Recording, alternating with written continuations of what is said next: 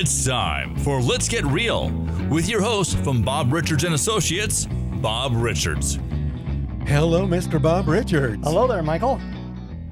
How are you doing today? I am doing good now that I've got my microphone where everybody can hear me. Cool. Bob Richards and Associates. Would that kind of make me an associate? Absolutely. Cool. Absolutely. We're all part of the family. Woohoo, I've hit the big time. Yes, sir. Today I know you want to talk a little bit about appraisals, real estate appraisals. Yeah. May I share with you a funny Please. appraisal story? I'd love it. Okay. So I don't know if I told you this before. In the olden days, because I worked for a title insurance company for a while, but I had a stint as a mortgage loan officer. Oh. Did I ever tell you this? No. Yeah. So I have some funny appraisal stories. So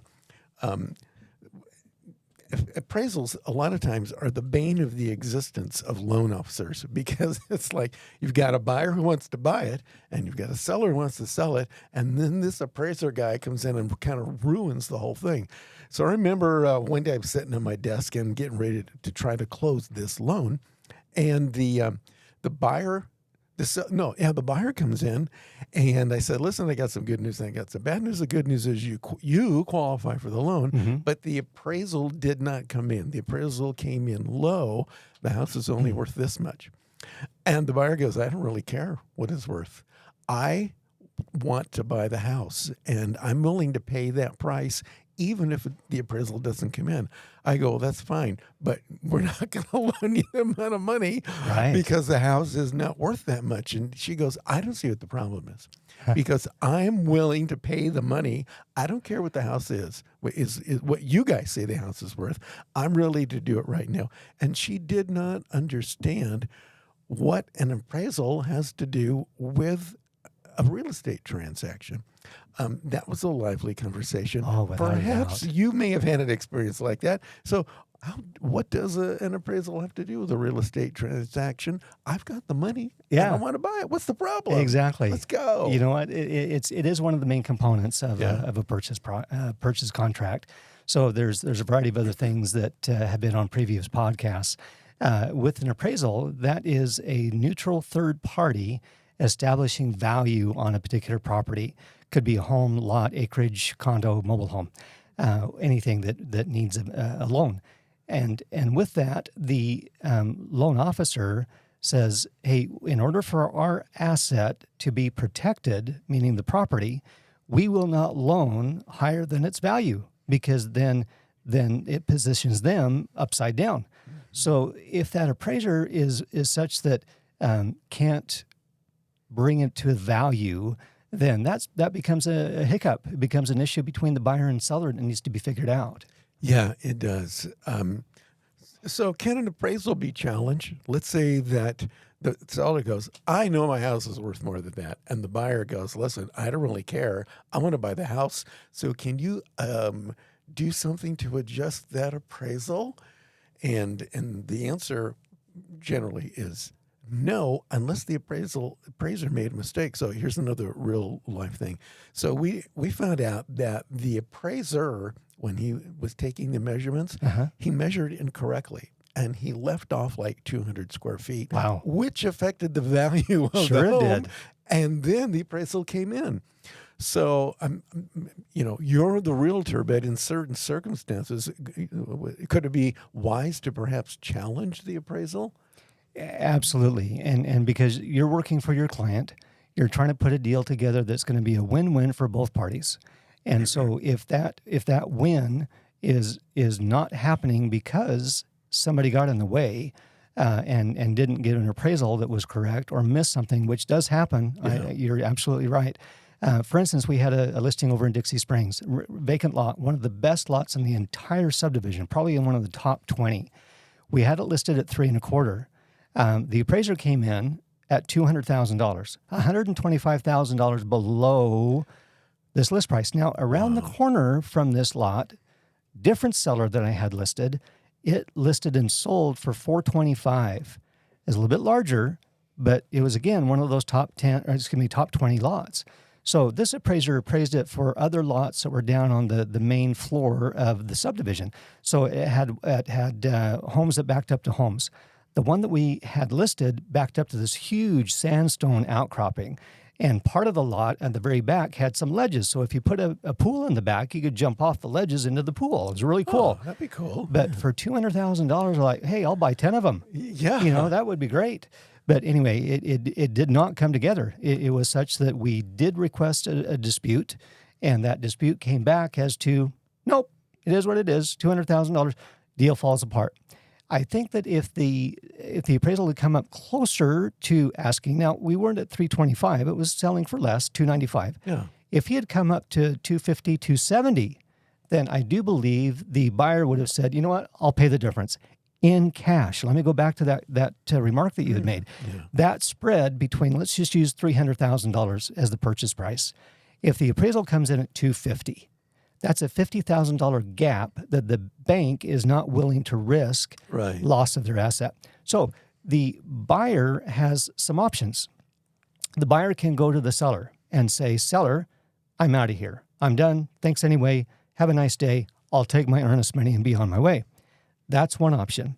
The other option is to say, I will make up the difference. As a buyer, I'll pay cash. I'll pay that $50,000 difference. I will bring a cashier's check as part of my purchase, part of my down, whatever that might look like, to acquire the property. I want it, and I'm going to buy it. I've got enough slush fund. I've got some deep pockets.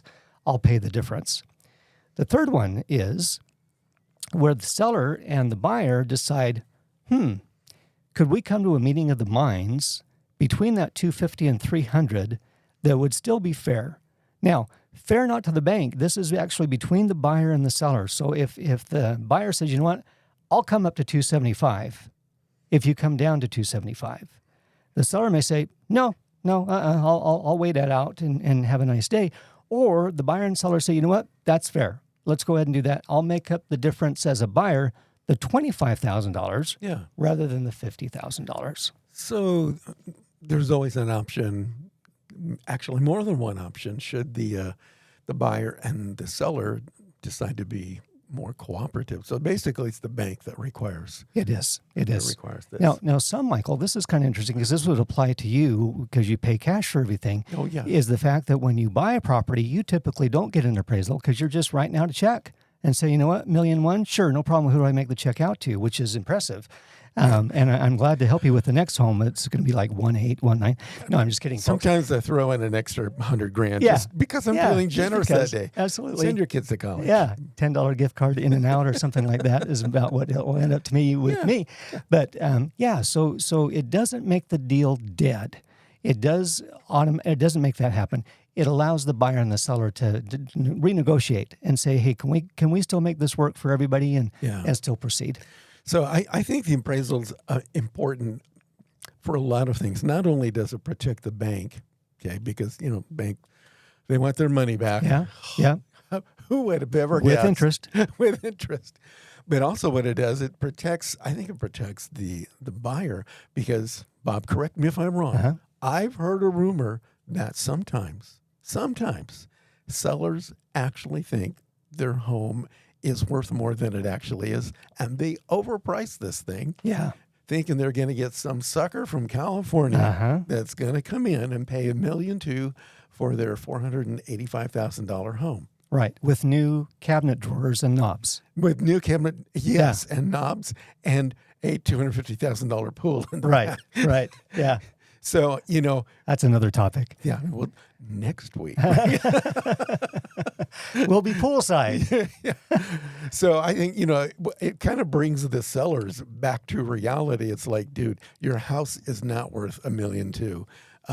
Here's the appraisal. It's worth this. Because a lot of times, I'm sure that you've seen sellers, they place a value on the emotion. They get emotion, and they ascribe that to the value of their home. So you see this thing right here? This is where little Billy grew. Every year we marked it.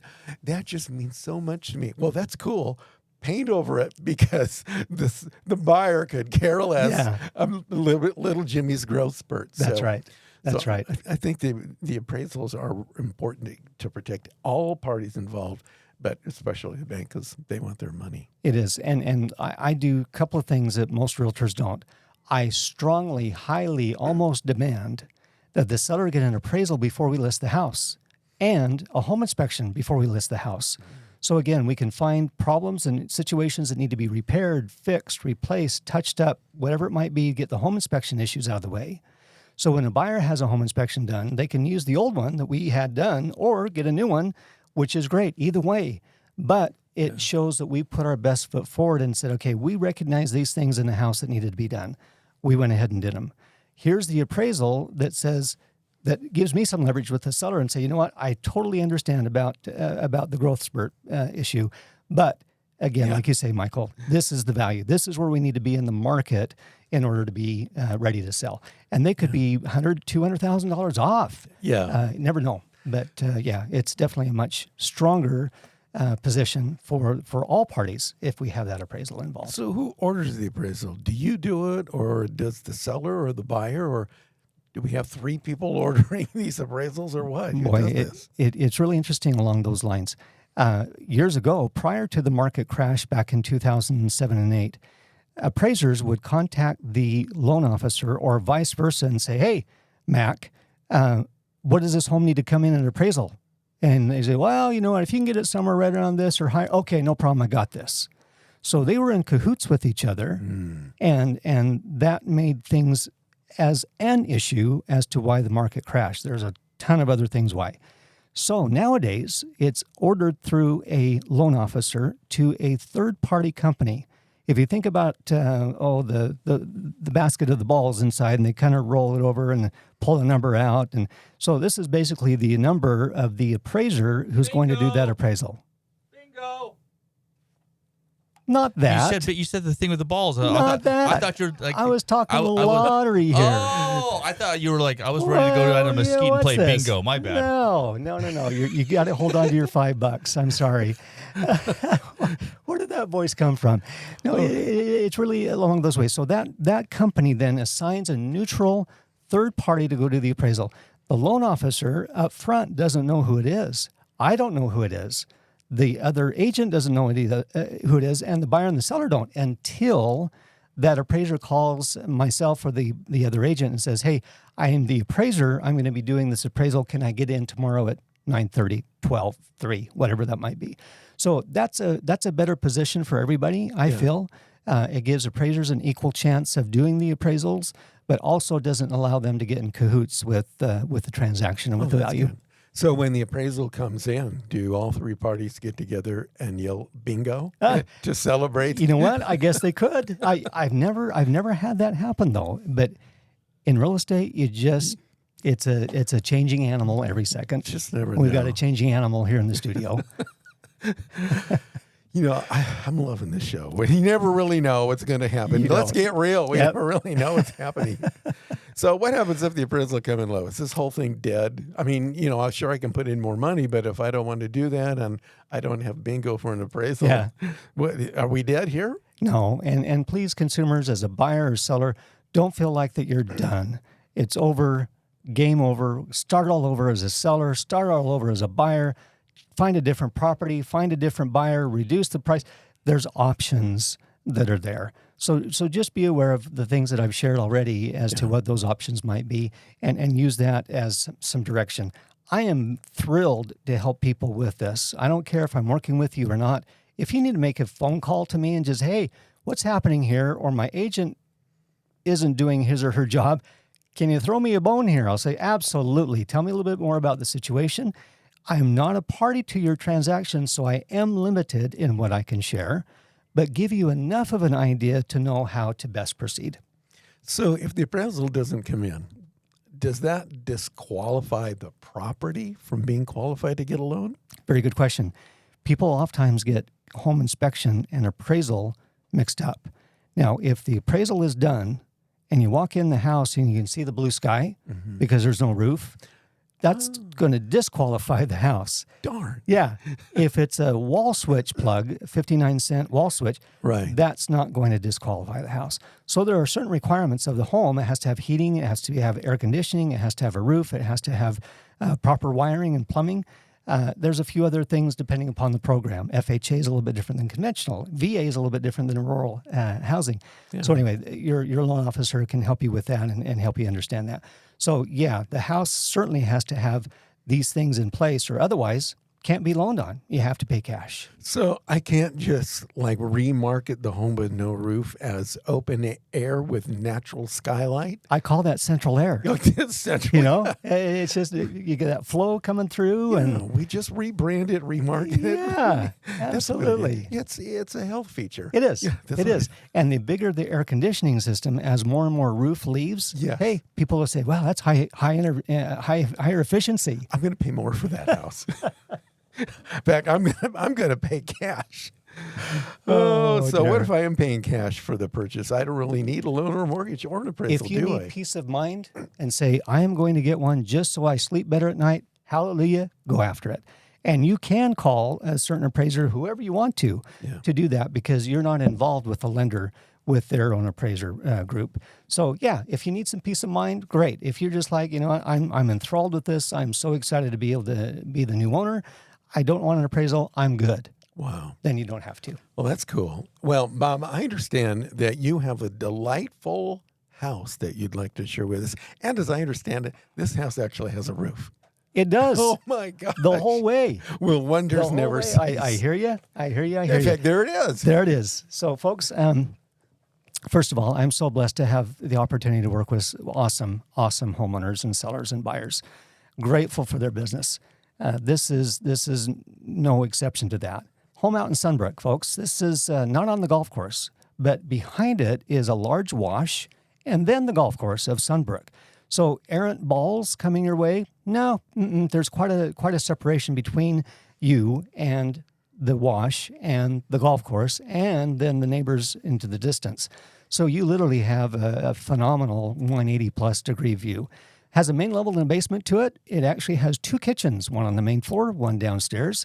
It's almost one of those multi-generational houses where if you had in-laws or family or kids that needed some help, they could live in the basement and you maintain the upstairs, or they live in the upstairs, you live in the downstairs. It has equal ability to have multi-uses for two families. It can't be a duplex. It has to be somebody that's within the family. But anyway, that's a nice feature. Two offices in this house as well, both on the main floor, just decked out and nice. You can see those cabinets and the built-in desk and the credenza that's there.